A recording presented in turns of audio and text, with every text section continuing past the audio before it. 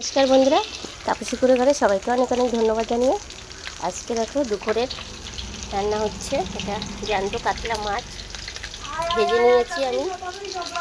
আর এখানে আছে ফুলকপি, সজনের ডাঁটা, লম্বা লম্বা করে আলুগুলো কেটে নিয়েছি। নিয়ে এটা ফুলকপি, সজনের ডাঁটা, আলুটা ভালো করে ভেজে নিলাম। আর এখানে দেখো চলো মশলাটাকে বেটে এখানে করে রেখেছি। আদা বাটা, জিরে বাটা, একটা টমেটো, একটা পেঁয়াজ দিয়ে বেটে রেখেছি। পরিমাণ মতন হলুদ, লঙ্কার গুঁড়ো আর 1 চামচ কাশ্মীরি লঙ্কার গুঁড়ো দিয়ে এটাকে এখানে পুরো মিক্স করে নিলাম। চলো পুরো ভিডিওটা দেখার জন্য সবাইকে অনুরোধ করবো। আমার এই ভিডিওটা ভালো লাগলে অবশ্যই লাইক করো, কমেন্ট করো, সাবস্ক্রাইব করে দিও। দেখো আমার ফুলকপি আলুটা ভাজা হয়ে গেছে। এখানে আমি দিয়ে দেবো জিরে বাটা, আদা বাটা, যে পেস্টটা করে রেখেছিলাম সেই পেস্টটা পুরোটা দিয়ে দিলাম। মশলাটাকে দিয়ে ভালো করে সবজিগুলো ভেজে নেব।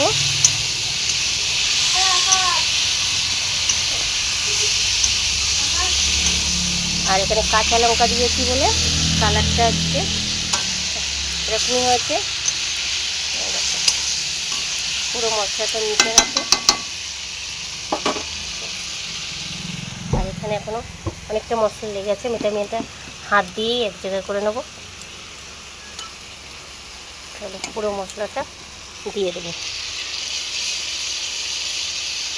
এই বাটিতে এবার পরিমাণ মতন জল নিয়ে নেব, এই জলটাই দিয়ে দেবো।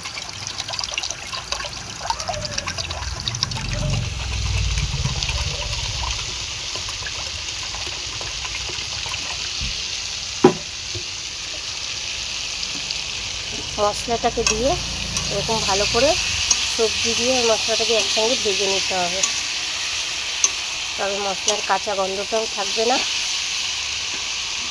পুরো একদম কষানো হয়ে যাবে মশলাটাকে।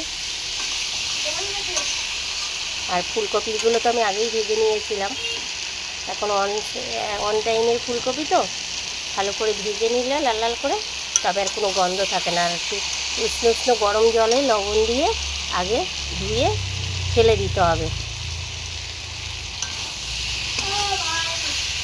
মশলাটা আমার পুরো একদম রেডি হয়ে গেছে।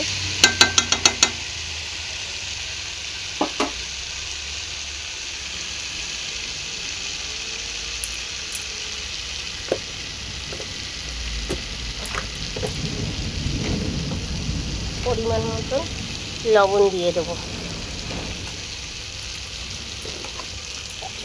আর হলুদ গুঁড়ো, অল্প লঙ্কার গুঁড়ো তো আমি দিয়েই দিয়েছি।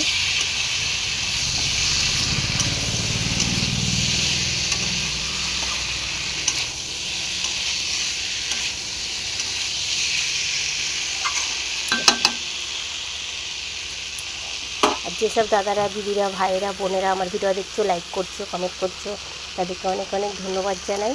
সবাইকে আমার পাশে থাকার জন্য অনুরোধ করব। আর ভালো লাগলে তোমরা শেয়ার করতে ভুলো না। তাই দেখো এখন এখানে জলটাকে দিয়ে দেবো। একদম পুরো মাছের ঝোল আমার রেডি হয়ে গেছে। কাতলা মাছ দিয়ে, ফুলকপি আলু দিয়ে, ডাঁটা দিয়ে দুপুরের ঝোল আজকে। আবার কে ফোন করছে দেখো। এবার এখানে আমি মাছগুলোকে দিয়ে দেবো।